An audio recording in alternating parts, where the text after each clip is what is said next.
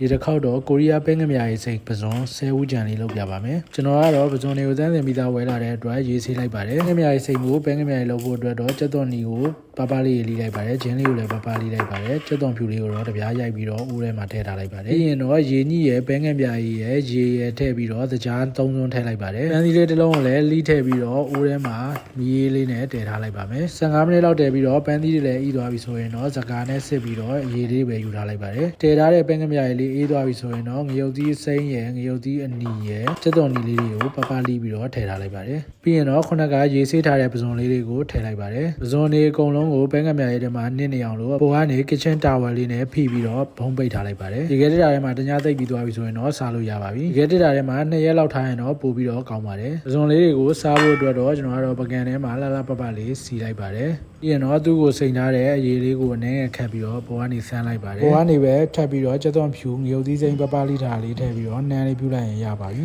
ဒီပစုံပဲငမြရေးစိန်ကိုတော့ပုံမှန်အပြင်ထမင်းဖြူနဲ့ရေညီလေးနဲ့တွဲပြီးတော့စားကြပါတယ်